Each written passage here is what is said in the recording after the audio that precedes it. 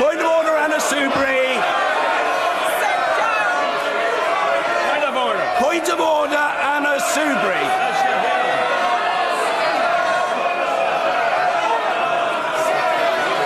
Point of order, Anna Soubry. Mr. Speaker, Mr. Speaker,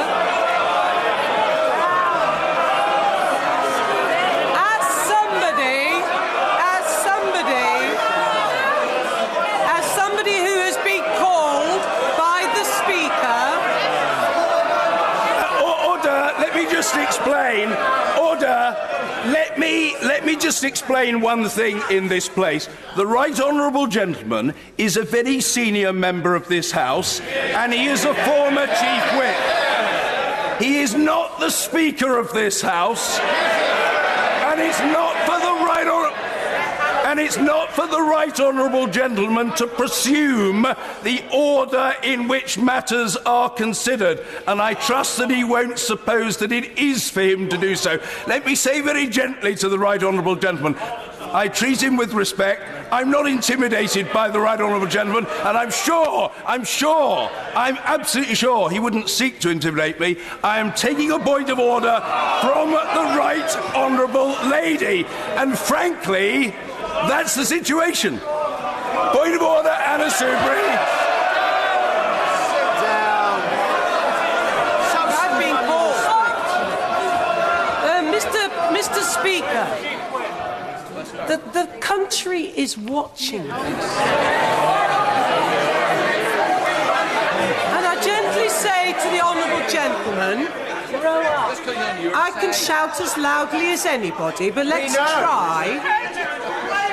try to remind ourselves what we've decided to do. Nothing. And some of us have been involved in the debates and the discussions about the procedure from the outset. It's very well people coming at the end of all of this. Let us remind ourselves this was a I can patronise as well. This was a two-stage process.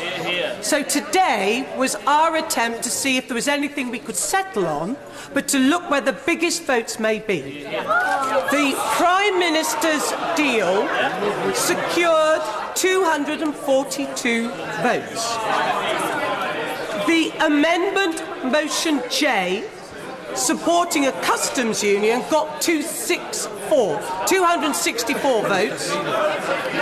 And beating all of them was the People's Vote with 268. May I suggest, Mr. Speaker... May I... You don't need to shout it out. May I suggest... like any other honourable or right honourable member, to be heard, and she will be.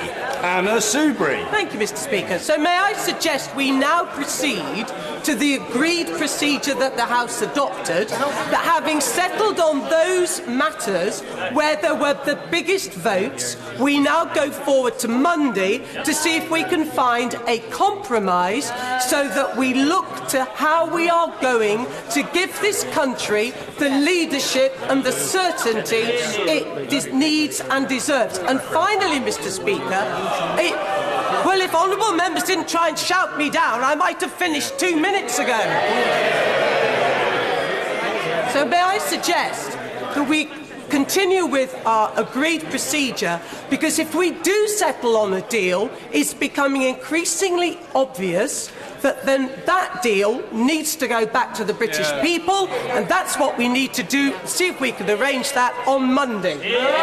Well, I note what the Right Honourable Lady has said, and as a matter of fact, the business of the House motion having been passed, the process is established. And the process, and I say this for the benefit of colleagues, but also for the benefit of those attending our proceedings who are not members of the House, the process is that a second day, Monday, has been provided for. I'm not investing that point with any spin one way or the other. It's not for the chair to do. I am simply reporting to the House the factual position. That is the reality of the matter. It's no good somebody saying rubbish. That is the reality of the matter, because it is that for which the House of Commons voted.